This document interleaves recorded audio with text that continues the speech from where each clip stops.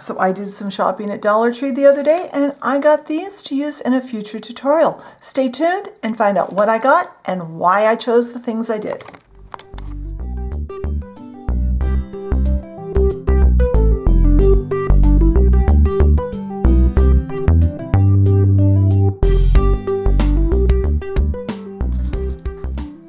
Alright, so before we jump in, I thought what I'd do is I'd clarify what this video is going to be. Like I said in the intro, I did some shopping at Dollar Tree the other day, and I went in specifically with the idea that I wanted to get some things to do a tutorial with. So I decided to do some plants. I've been kind of playing around with filling some of the planters and some of the plant pots that we've created on the channel over the last couple of years. And I thought that would be fun. So today we're going to look, I want to take a look at what I got, show you what I bought, so you'll see what I've got that I'm going to work with in the next tutorial.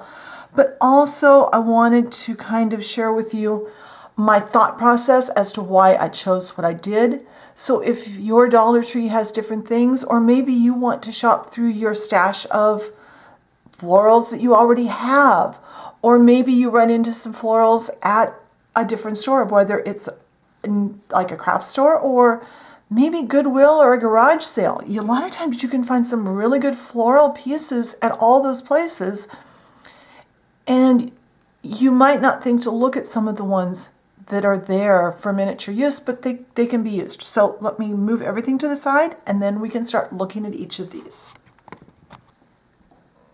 All right, I've moved the camera down closer so we can get a better look at each one. And I am going to cover both of these at the same time because both of these are the same and they're both labeled as willow. Now on the blog post, I'll have pictures of the tags as well as the stems themselves. These I thought would make some interesting spiky flowers in planters, as well as these yellow ones. I thought maybe I could kind of dry brush some green over these and have them look like hanging vining, like ivy type or some kind of small leafy type plants in miniature. I thought that could be interesting. We'll have to see how that works. The only downside that I see to these that I'm absolutely hating is how much stuff they are leaving everywhere. There's quite a bit of purple, but there's a mass amount of the yellow coming off of these really badly. I'm kind of wishing I would have shaken them off outside before I brought them in. But those we'll work with and we'll see how they turn out in a future tutorial. So let's get the next one. All right, I thought this was really interesting because they look like just little tiny leaves, and I'm hoping the camera's picking up what they look like. These are just simply labeled greenery, but they just look like really delicate little plants, and I think these can be used in a planter probably just by themselves as a plant, and I think there's a ton of plants that way on this stem. But I really liked these, and I thought they were very delicate looking. So let's see what the next one is. All right, this one, there's two parts I think we can use. Again, it's just labeled greenery, but they've got these little tiny flowers, as well as these parts, which I thought this one looked kind of like a hyacinth. So I think I might use that one in a pot by itself. And these leaves, we could even cut these leaves down and make skinnier leaves if we wanted to. I thought this was really pretty. And these little flowers, I mean, they could be repainted. Each little stem could be used as a plant, especially if we put some leaves with it. But I thought those were really cool too. So let's see what the next one is. All right, this one, the tag just says plastic greenery.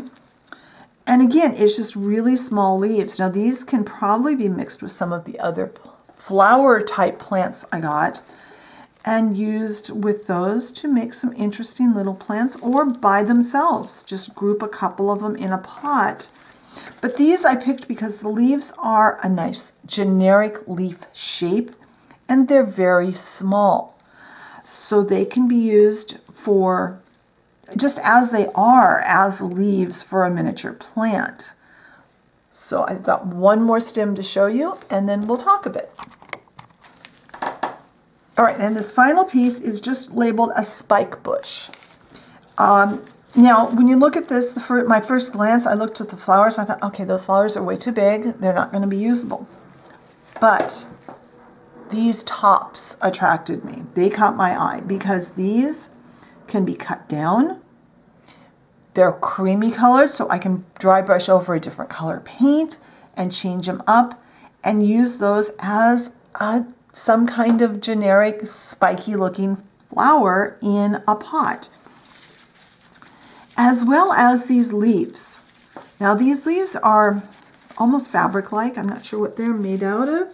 I think they might be some kind of fabric because they are fraying out.